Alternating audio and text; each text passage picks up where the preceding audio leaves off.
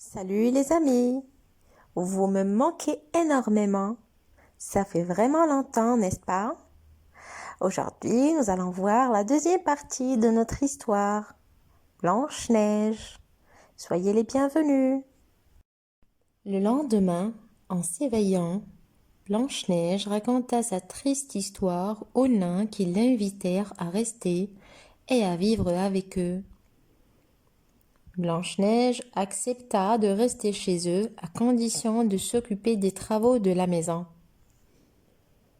Pendant ce temps, la méchante reine demandait à son miroir.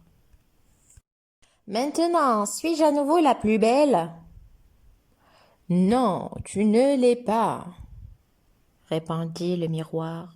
« Blanche-Neige qui habite avec les petits nains est encore la plus belle. » La méchante reine, déguisée en vieille marchande, pénétra dans la forêt et arriva à la maison des nains. Blanche-Neige, touchée par la pauvreté de la vieille, la laissa entrer et voulut lui acheter quelque chose.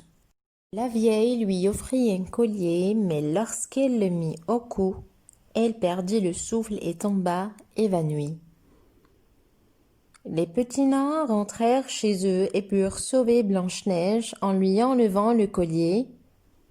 Puis, ils lui conseillèrent de ne jamais ouvrir ni la porte ni les fenêtres.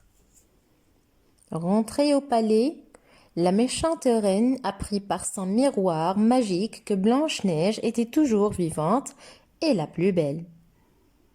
La méchante reine se déguisa en paysanne et alla frapper à la maisonnette des nains. Elle demanda à Blanche-Neige de lui donner à boire. Après avoir bu, la fausse paysanne lui offrit une belle pomme empoisonnée. Mais à peine eut-elle mordu dans le fruit que Blanche-Neige tomba raide par terre. Quand les nains rentrèrent chez eux, ils virent Blanche-Neige étendue par terre. Toute froide, ils constatèrent avec douleur qu'elle était bien morte. Les petits nains fabriquèrent un cercueil en verre et ils y couchèrent Blanche-Neige. Puis ils placèrent le cercueil dans une clairière de la forêt. Le prince d'un royaume voisin entendit parler de l'étrange cas et voulut connaître les détails de plus près.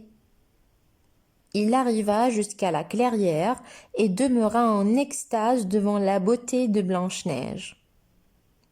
Le prince demanda la permission au nain de l'amener en promettant de l'honorer comme s'il était sa femme bien-aimée. En la transportant sur les épaules, un des porteurs buta contre une pierre du chemin, ce qui donna au cercueil un choc tel que le morceau de pomme empoisonné avalé par Blanche-Neige sortit de sa gorge. Blanche-Neige s'éveilla et vit le beau prince qui, très ému, la demanda aussitôt en mariage. Blanche-Neige accepta et vit avec les nains dans le palais du prince.